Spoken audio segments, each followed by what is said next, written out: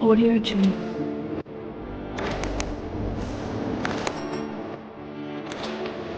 उपदेशकाचं पुस्तक याचा 11वा अध्याय 9 आणि 10 वचन वाचूया आपण. उपदेशकाचं पुस्तक याचा 11वा अध्याय आणि 9 आणि 10 वचन. Audio Jungle.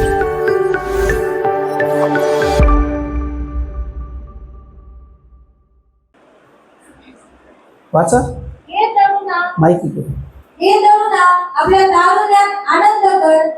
तुझ्या तारुण्याच्या दिवसात तुझे हृदय तुला उल्हास देव. तू मनास वाटेल त्या मार्गाने व नजरेस येईल तसा चाल. पण या सर्वांबद्दल देव तुझा झाडा घेईल हे तुझ्या लक्षात असू दे. यासह आपल्या मनातून खेद दूर कर आणि आपला देह उपद्रवापासून राख. कारण तारुण्य व भरजवानी ही व्यर्थ आहे. बघा, या ठिकाणी वचन तरुणासाठी आहे आणि आज मला तरुणांनाच बोलायचं आहे की जे तरुण आहेत, म्हणजे आपण सगळेच तरुण आहेत, तर काही वयस्कर 2-3 असतील, पण आपण सगळे तरुण आहोत. आणि तरुणांसाठी परमेश्वराचं वचन सांगतं, आपल्या तारुण्यात आनंद कर. म्हणजे आपल्या तारुण्यामध्ये आनंद कर, म्हणजे आनंदी हो, आनंद कर. तुझ्या तारुण्याच्या दिवसात तुझे हृदय तुला उल्हास देव. उल्हास म्हणजे आमचे हृदय आमच्या तारुण्याच्या दिवसात आम्हाला उल्हास देव. तू मनास वाटेल त्या मार्गाने व नजरेस येईल तसा चाल. मनास वाटेल, माझ्या मनाला वाटेल इकडे जायचं, मला इकडे गेलं पाहिजे. नजरेला वाटलं इकडे मला नजर करायची, तिकडे केली पाहिजे. तुला जसं करायचं तसं कर. पण एक लक्षात ठेव, या सर्वांबद्दल देव तुझा झाडा घेईल हे तुझ्या लक्षात असू दे. म्हणजे वचन सांगतं की आमच्या या सगळ्या तारुण्याच्या दिवसामध्ये परमेश्वर आम्ही जी केलेली कृत्य त्याच्याबद्दल झाडा घेईल हे लक्षात असू दे. यास्तव आपल्या मनातून खेद दूर कर, आपला देह उपद्रवापासून राख, कारण तारुण्य व भरजवानी व्यर्थ. म्हणून असं कसं काय तारुण्य आणि भरजवानी व्यर्थ कसं काय?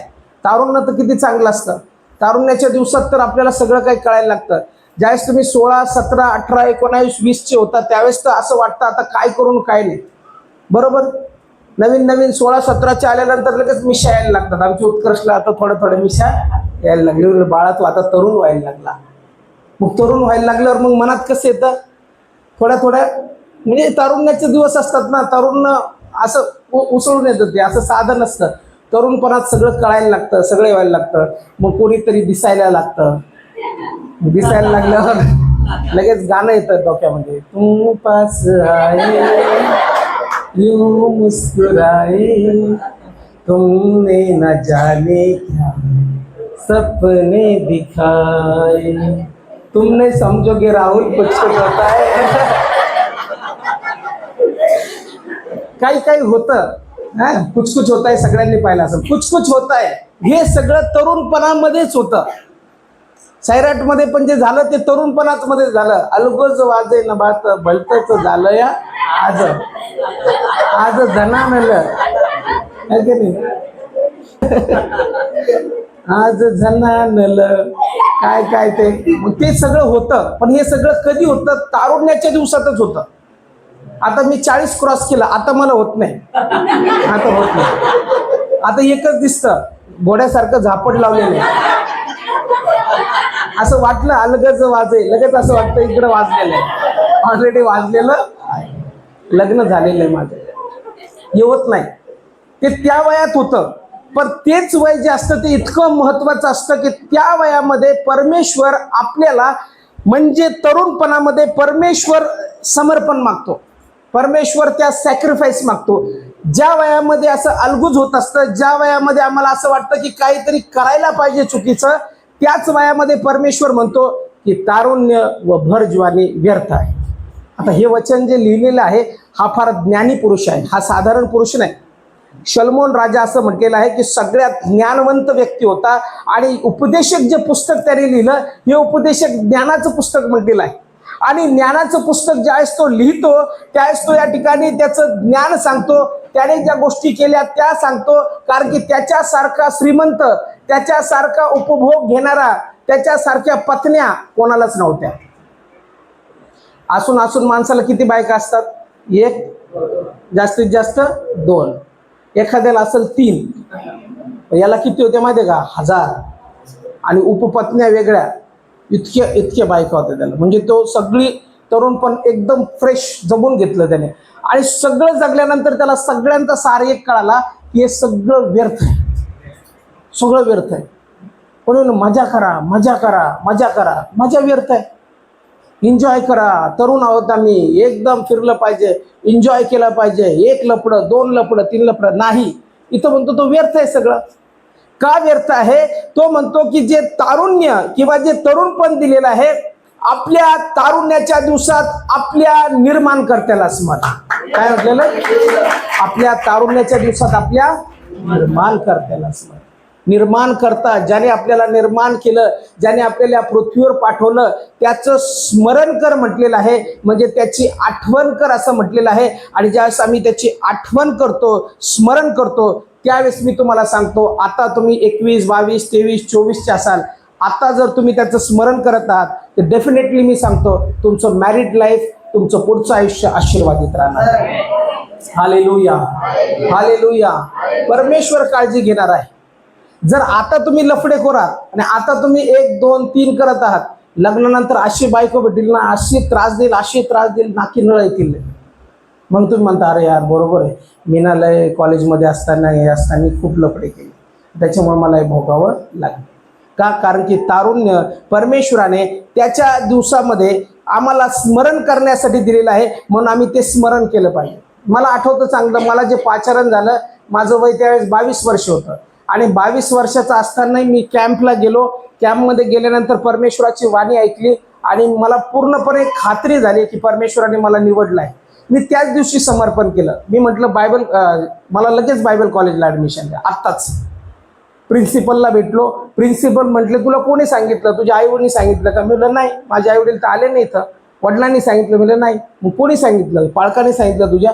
म्हटलं नाही, मला देव बोलला आज रात्री, म्हणून मला बायबल कॉलेजला यायचं आहे. मग म्हणे तुला तुझी निवड आहे, मी तुला ॲडमिशन आज रात्रीच दिलं. त्याच रात्री कॅम्पच्याच दिवशी मला ॲडमिशन भेटलं.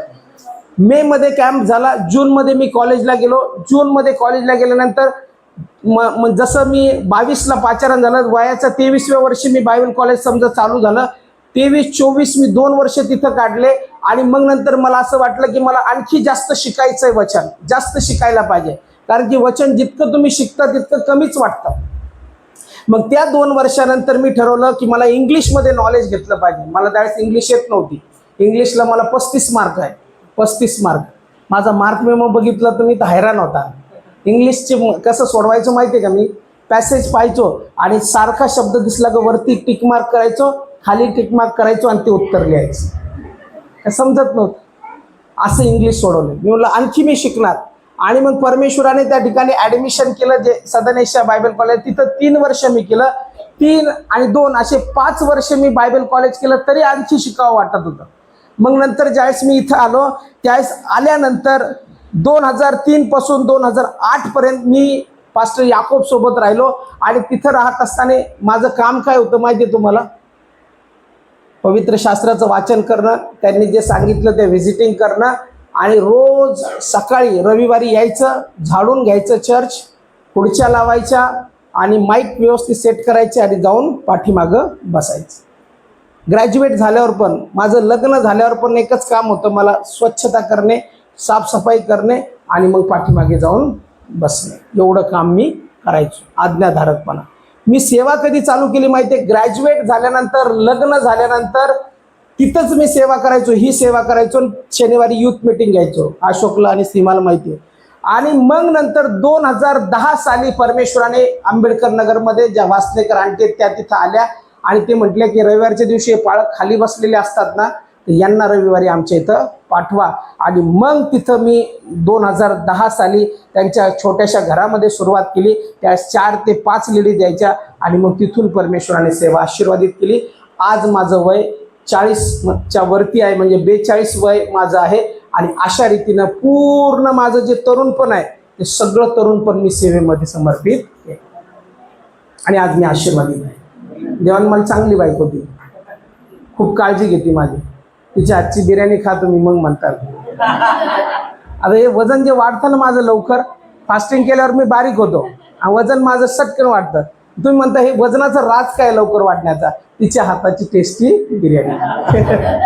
त्याच्यामुळे लवकर वजन वाढतं.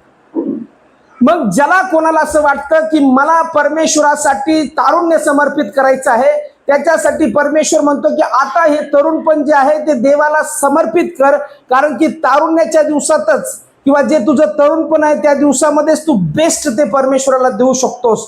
कारण की असे दिवस येत आहेत ज्यात मला काही सुख नाही असे तू म्हणशील. काय म्हटलेलं आहे? पहा, अनिष्ट दिवस येत आहेत, अशी वर्ष जवळ येत आहेत, त्यात मला काही सुख नाही असे तू म्हणशील. मग हे दिवस कोणते? तरुणपण झाल्यानंतर जे म्हातारपण यायला लागतं त्या दिवसाबद्दल वर्णन केलेलं आहे उपदेशकाने.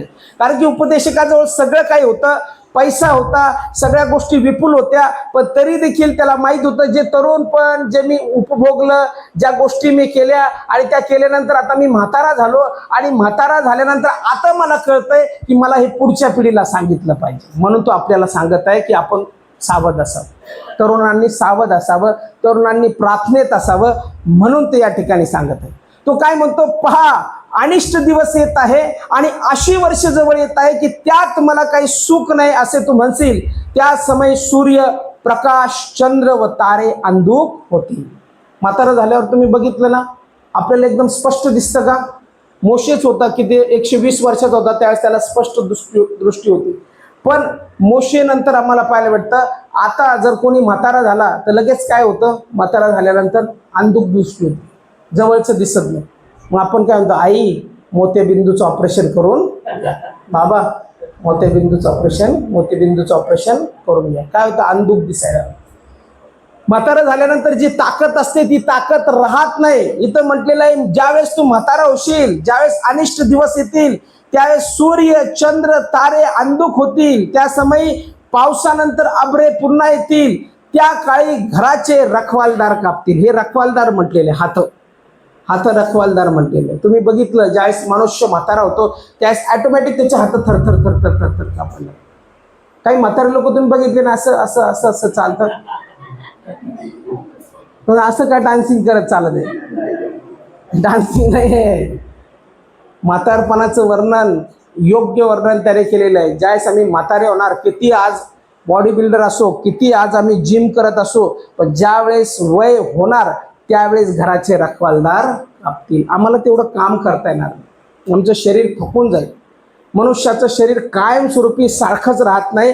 जसे आम्ही लहान होतो तसे नाही, तरुण जसे होतो तसं म्हातारपणे राहणार नाही. घराचे रखवालदार कापतील. या ठिकाणी काय म्हटलेलं आहे? त्या काळी घराचे रखवालदार कापतील, बळकट पुरुष वागतील, दळणाऱ्या थोड्या उरल्यामुळे त्याचे काम बंद पडेल. दळणाऱ्या म्हणजे काय? आज लय सुंदर दात आहे तुमच्या सगळ्यांची, हसत जा मन भरून, असं दात दाखवत जा.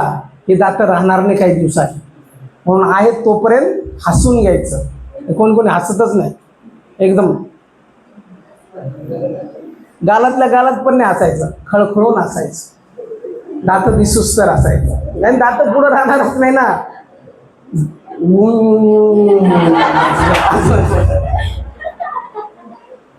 हे बोळके होऊन जातं एकदम. आज जितकं मी सुंदर दिसतो तितके सुंदर आम्ही म्हातारपणी दिसत नाही. आमच्या तोंडात दातच राहत नाही. म्हणून दळणाऱ्या थोड्या असल्यामुळे काय म्हटलेलं आहे? या दळणाऱ्या थोड्या उरल्यामुळे त्याचे काम बंद पडेल. तुम्हाला मटण खाता येणार नाही, चावून खाता येणार नाही. कृत्रिम दाताने येईल, पण जर ते दात जर काढले फक्त हिरडे असल्या तर येणार नाही. म्हणून दळणाऱ्या थोड्या असल्यामुळे त्याचे काम बंद पडेल असं म्हटलेलं आहे. खिडक्यातून पाहणारे डोळ्याबद्दल परत म्हटलेलं आहे, ते बंद अंध होतील. जात्याचा आवाज मंद होईल, बाहेरील द्वारे मिटतील, पक्षाचे शब्दाने देखील त्याच्या निद्रेचा भंग होईल. आता आपण कसं झोपतो? रिलॅक्स, घाट झोपतो ना. आपल्याला जाग येते का? अरे उठा चर्चला जायचं, चर्चला झोपू द्या, जाऊ ना, 9ला जाऊ, 10ला जाऊ. पण तुम्ही ज्यावेळेस म्हातारे होताल ना, पक्षाचा आवाज देखील तुम्हाला उठवेल. पक्षाचा आवाज ज्यावेळेस म्हातारे होताल त्यावेळेस तुम्ही उठताल आणि तुम्ही दुसऱ्यांना उठवताल. जे तुम्ही आता तरुणपणात झोपता ना आणि तुम्हाला दुसरे म्हातारे उठवतात, तुम्ही ज्यावेळेस म्हातारे होताल त्यावेळेस तुम्ही त्यांना उठवता. पक्षाचा आवाज किलकिल जरी आला तरी म्हातारा माणूस उठतो. माझे आजोबा, मला चांगलं आठवतं, माझे आजोबा जर आमच्या घरी आल्यानंतर ते सकाळीच 5ला उठायचे. आणि काय म्हणायचे एकच रटला, काय आळशी आहे, काय काय पोरं झोपलेत, काय झोपता, एवढ्या वेळ झोपणं असतं का, हे असतं का, उठायचं, बिछाना चांगला करायचा, व्यवस्थित करायचं, हे ते का म्हणत होते? हे वचन आहे. म्हाताऱ्या माणसाला झोप येत नाही, म्हाताऱ्या माणसाला कामच नाही ना, तो आपला झोपला की त्याला लगेच थोडासा आवाज आला की उठतो खटकन. मग त्याच्यामुळे म्हटलेलं आहे की ज्यावेळेस तू म्हातारा होशील, ज्यावेळेस आपण म्हातारे होऊ, त्यावेळेस आपल्या गायनस्वर मंदावल, आपल्याला पक्षाच्या आवाजाने देखील निद्रा भंग होईल, आपण उठून उभे राहू, ते चढावाला भीतील, म्हणजे चढता येणार नाही तुम्हाला. म्हातारे झाल्यानंतर तुम्ही म्हणता आता मी पळतो, तुम्हाला पळताच येणार नाही. आता मी चढतो काहीतरी, तुम्हाला चढताच येणार नाही, ते चढावाला भीतील. पुढं काय म्हटलेलं आहे, ते चढावाला भीतील, रस्ता धोक्याने भरलाय असे त्यास वाटेल. म्हातारपणी आपल्याला सगळे रस्ते धोक्याने भरल्यासारखे वाटतात. का? तेवढी ताकद राहत नाही, तेवढी भावनिक ताकद देखील तेवढी राहत नाही. असं वाटतं आता जातो की काय, मरतो की काय, थोडासा श्वासवरती झाला तर असं वाटतं आता संपलं. म्हणजे चढावाला भीतील, त्या रस्ता धोक्याने भरलाय असे त्यास वाटेल. बदाम फुलेल, टोळ सुद्धा जड असा वाटेल. वासना निमेल, कारण मनुष्य आपल्या अनंतकालिक निजधामास चालला आहे आणि ऊर बडवून रडणारे गल्ल्या गल्ल्यातून फिरतील. मग चांदीचा दोर तुटेल, सोन्याचा कटोरा फुटेल, झऱ्याजवळचा घडा फुटेल, आडावरचा रहाट मोडेल, तेव्हा माती पुरुरत मातीस मिळेल आणि देवाने दिलेला आत्मा त्याचकडे परत जाईल. व्यर्थ व्यर्थ उपदेशक म्हणतो सर्व काही व्यर्थ. काय म्हणतो तो? सगळं काही व्यर्थ आहे. म्हणजे मनुष्याचं जीवन जे जगतो तो, त्या जीवन जगण्यामध्ये त्याचं हे म्हणणं आहे की जे तरुणपण, जे आपल्याला आयुष्य परमेश्वराने दिलेलं आहे, त्या आयुष्याचा सार तो सांगतो की हे सगळं व्यर्थ आहे, हे सगळं होऊन गेलेलं आहे आणि हे पुन्हा होतं आणि होतच राहणार. उपदेशकाचं पुस्तकाचा पहिला अध्याय तुम्ही बघा, त्यामध्ये काय म्हटलेलं आहे बघा. दुसऱ्या वचनापासून 9 वचनापर्यंत यरूशलेमेत, दुसरं वचन, व्यर्थ व्यर्थ असे उपदेशक म्हणतो, व्यर्थ व्यर्थ सर्व काही व्यर्थ. या भूतलावर मनुष्य जे परिश्रम करतो त्यात त्याला काय लाभ? एक पिढी जाते व दुसरी येते, पृथ्वीच काय ती सदा कायम राहते. सूर्य उदय पाहून अस्तात जातो आणि तेथून आपल्या उदयस्थानाकडे धाव घेतो. वायू दक्षिण दिशेकडे वाहतो व उलटून उत्तर दिशेकडे वाहतो. तो एकसारखा घुमत जाऊन पुन्हा पुन्हा आपली फेरी करतो. सर्व नद्या सागराला जाऊन मिळतात तरी सागर भरून जात नाही. ज्या स्थळी त्या जाऊन मिळतात तेथेच त्या पुन्हा पुन्हा वाहत राहतात. सर्व काही कष्टमय आहे, कोणालाही त्याचे वर्णन करता येत नाही. ते पाहून डोळ्याची तृप्ती होत नाही, ऐकून कानाचे समाधान होत नाही. एकदा होऊन गेले तेच होणार, करण्यात आले तेच करण्यात येणार, भूतलावर नवे म्हणून असे काहीच नाही. म्हणजे जे काही भूतलावर चालू आहे ते नवीन काहीच नाही. हे हजारो पिढ्यापासून असं चालू आहे. सूर्य उगवतो, सूर्य मावळतो, आकाश, त्या पृथ्वी, चंद्र, सूर्य, तारे जसेच्या तसेच आहेत. आयुष्यात माणूस येतो, माणूस जातो. आपणच आलो नाही, आपल्या पूर्वी कितीतरी पिढ्या येऊन गेल्या, त्या मृत्यू पावल्या, त्या पुरल्या गेल्या आणि आज आपण आहोत. म्हणजे ही चालूच राहतं चक्र, सृष्टी चक्र थांबणार नाही जोपर्यंत प्रभू येशूचं येणं होणार नाही आणि नवीन आकाश आणि नवीन पृथ्वी होणार नाही. म्हणून तो म्हणतो की या ठिकाणी हे सगळं चालूच राहणार आणि जे होऊन गेलं तेच होणार. तुम्ही बघा, मागची फॅशन परत येते, पुढची फॅशन आपण म्हणतो अरे ही फॅशन आता नवीन आली, पण ती होऊन गेलेली असते. परत आपण म्हणतो ही नवीन आहे, ती झालेली असते. तेच चक्र चालू असतं आणि आपण त्याच्यात गुंतलेलो असतो. म्हणून उपदेशक म्हणतो हे सगळं व्यर्थ आहे आणि याच्यामध्ये तुम्हाला जर पवित्र शास्त्र सांगतं, यामध्ये तुम्ही जर तारुण्य तुम्हाला जे दिलेलं आहे त्या तारुण्यात जर देवाची स्तुती आराधना करत नाही तर ते तुमच्यासाठी फार हानिकारक आहे. म्हणून तो म्हणतो की जे तरुणपण दिलेलं आहे त्या तरुणपणामध्ये देवाची सेवा करा, त्या तरुणपणामध्येच वचन वाचा, त्या तरुणपणामध्येच वचन सांगा, त्या तरुणपणामध्येच मंडळीत या. म्हातारे झाल्यावर तुम्हाला येता येणार नाही. तुम्ही सभा अटेंड केली का? आपली आत्ता ते उपदेशक आले होते, अरुल थॉमस, कालची सभा मी मोबाईलवर अटेंड केली शुक्रवारची. त्या सभेमध्ये त्यांनी सांगितलं की त्यांच्या वडिलांचा फार भयानक ॲक्सिडेंट झाला आणि ॲक्सिडेंट झाल्यानंतर सगळं त्यांचं तोंड फुटलेलं होतं. त्यांचं फार मोठं, म्हणजे असं वाटलं जगणारच नाही, असं फार इथपर्यंत तुटलेलं होतं त्यांनी सांगितलं. आणि ते तुटलेलं असताना परमेश्वर त्यांच्याशी बोलला की त्याला, तुझ्या वडिलांना मी मरू देणार नाही, ते जगतील. आणि तसं झालं. ते जगले. त्याच्यानंतर ते सांगतात की माझ्या वडिलांना काही दिवसांनी घरी शिफ्ट केलं, पण उठता येत नव्हतं, चालता येत नव्हतं, पण तरी देखील त्यांनी एकही चर्च बुडवलेलं नव्हतं. आणि म्हणून मी त्या दिवशी 3 सर्व्हिस ते घेतात. सकाळी त्याच्यानंतर त्यांनी सांगितलं की 11ची एक, सकाळी 8 वाजताची एक, 11ची एक, आणि मग संध्याकाळी. मग ते त्यांच्या वडिलाला म्हणतात, पप्पा तुम्ही चर्चला येणार का? ताई म्हणे, अरे काय बोलतो तू? तर माणसाची स्थिती बघ, पडलेला आहे माणूस, त्याला चालता येत नाही, आणि तू म्हणतो चर्चला चल. नाही नाही, चर्चला ते काय येणार नाही, तुझा. आणि मग ते म्हटले मी आलो. ज्यावेळेस ते आले त्यावेळेस ते सांगतात, मी उपदेश करत असताना मी बघायचो की माझ्या वडिलाला कोणी घेऊन येतं का, येतात का. पहिली सर्व्हिस झाली, दुसरी सर्व्हिस झाली, तिसऱ्या सर्व्हिसला पण मी वाट पाहिली, आणि तिसऱ्या सर्व्हिसला त्यांचा फोन आला की लोक पाठव, मला चर्चला यायचं. आणि मग लोक पाठवले, त्यांच्या वडिलांना सर्व्हिसमध्ये आणलं, आणि त्यांनी पूर्ण सर्व्हिस झोपून अटेंड केली. आणि ते झाल्यानंतर एक माणूस ज्यावेळेस त्याने हे बघितलं, तो आला आणि पास्टरच्या गळ्यात पडून रडला आणि म्हटला, पास्टर मी कितीतरी वेळेस चर्च चुकवलं, कितीतरी वेळेस मी चर्चला आलो नाही, माझ्या कामामुळे मी सोडलं, पण आज तुमच्या वडिलाकडे पाहून मला वाटतं खरंच हे प्रेम किती देवावरचं प्रेम आहे. येऊन त्यांनी या स्थितीत उपासना केली. मी कधीच चर्च बुडवणार.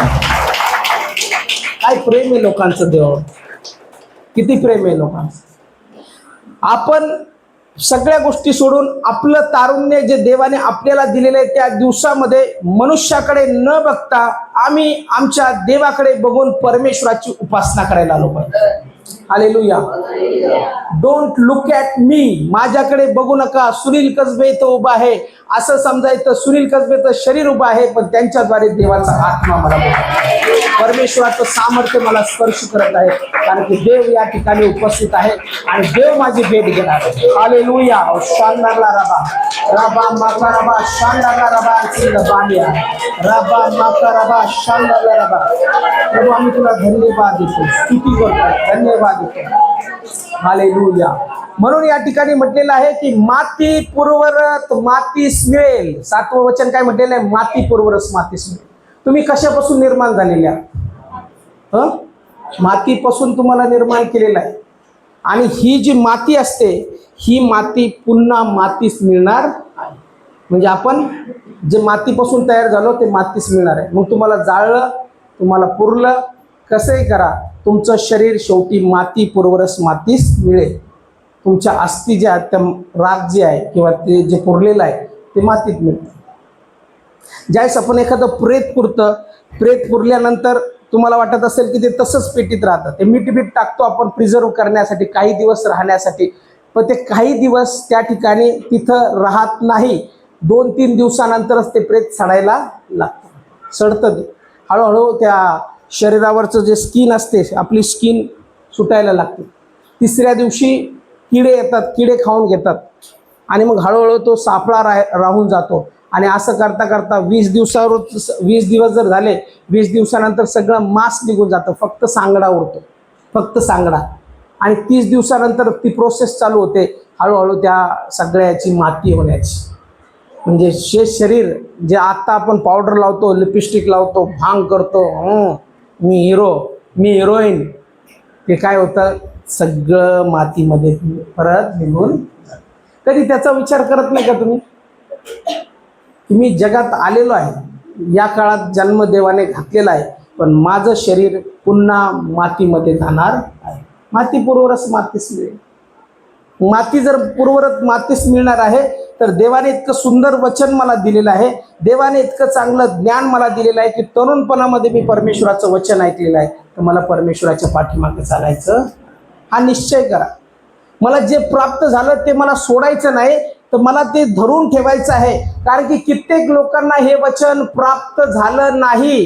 कित्येक लोक आज देखील सुवार्तेविना आहेत. कित्येक लोकांपर्यंत येशूचं वचन गेलं नाही. कित्येक लोक असे आहेत जे तरसलेले आहेत, त्यांचे कान, त्यांच्यापर्यंत वचन नाही. पण आम्ही भाग्यवान आहोत की आमच्यापर्यंत परमेश्वराचं वचन आलेलं आहे, कारण की परमेश्वराने आमची निवड केली. किती आनंदाची गोष्ट आहे की आम्हाला वचन आलेलं आहे आमच्याजवळ. मग हे वचन आलेलं असताना आम्ही परमेश्वराला म्हटलं पाहिजे, प्रभू माझं तारुण्य, माझी ज्वानी, हे जे आहे हे सर्व काही मी तुला समर्पित करत आहे, कारण की तू माझा परमेश्वर आहे. द ग्रेट सिकंदर तुम्हाला माहिती आहे, 7वीला आपल्याला धडा होता, जे शिकले त्यांना सगळ्यांना माहिती आहे. 7वी ते 8वी ग्रेट सिकंदर आणि पुरू राजाबद्दल धडा होता बघा. ते पुरू राजावर तो आक्रमण करतो. परंतु ग्रेट सिकंदर बद्दल असं म्हटलेलं आहे, जो सिकंदर एका छोट्या देशातून निघाला, ग्रीस देशातून, तर त्याची इच्छा किंवा त्याची महत्वाकांक्षा फार मोठी होती आणि तो म्हणत होता की मला सगळं जग जिंकायला हवं. असा तो धड्याचं नाव होतं, मला सगळं जग जिंकायला हवं. सगळं जग जिंकण्याचा प्रयत्न त्याने केला. तो जिंकत जिंकत जिंकत भारतापर्यंत आला आणि भारतापर्यंत आल्यानंतर त्याला अस्वस्थ वाटू लागलं. त्याचे सैनिक किती युद्ध करणार ना, ते माणसं आहे.